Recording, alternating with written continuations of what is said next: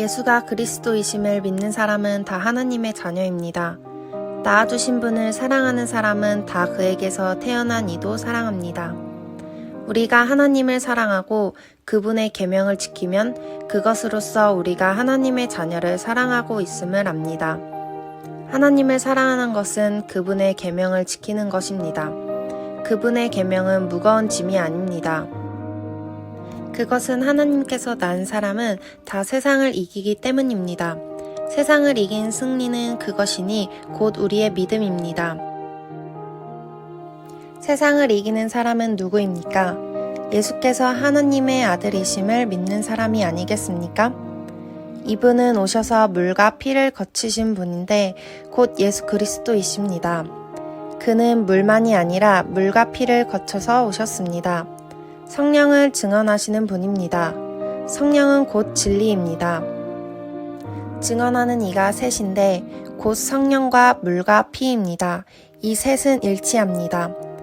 우리가 사람의 증언을 받아들인다면 하나님께서 하시는 증언은 더더욱 큰 것입니다.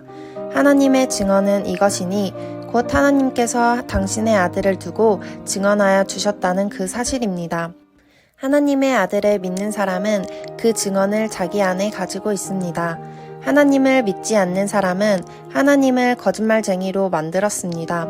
하나님께서 당신의 아들을 두고 증언하신 그 증언을 믿지 않았기 때문입니다. 그 증언은 하나님께서 우리에게 영원한 생명을 주셨다는 것과 그 생명이 그 아들에게 있다는 것입니다. 그 아들을 모신 사람은 생명을 가진 사람이고 하나님의 아들을 모시지 않는 사람은 생명을 가지지 못한 사람입니다. 나는 하나님의 아들의 이름을 믿는 여러분에게 이 글을 씁니다. 그것은 여러분이 영원한 생명을 가지고 있음을 알게 하려는 것입니다. 우리가 하나님 앞에서 가지는 확신은 이것이니 곧 무엇이든 우리가 하나님의 뜻을 따라 구하면 하나님께서는 우리의 간구를 들어주신다는 것입니다. 우리가 구하는 것은 무엇이든 하나님께서 들어주신다는 것을 알면 하나님께 구하는 것을 우리가 받는다는 것도 압니다. 누구든지 자기의 형제나 자매가 죄를 짓는 것을 볼 때에 그것이 죽음에 이르게 하는 죄가 아니면 하나님께 간구하십시오. 그러면 하나님께서는 죽을 죄를 짓지 않는 그 사람들에게 생명을 주실 것입니다. 죽을 죄가 있습니다. 이 죄를 두고 간구하라고 하는 말이 아닙니다. 불의한 것은 모두 죄입니다. 그러나 죽음에 이르지 않는 죄도 있습니다. 하나님께서 낳은 사람은 누구든지 죄를 짓지 않는다는 것을 우리가 압니다. 하나님께서 낳으신 분이 그 사람을 지켜주심으로 악마가 그를 해하지 못합니다. 우리가 하나님께서 낳았다는 것을 우리는 압니다.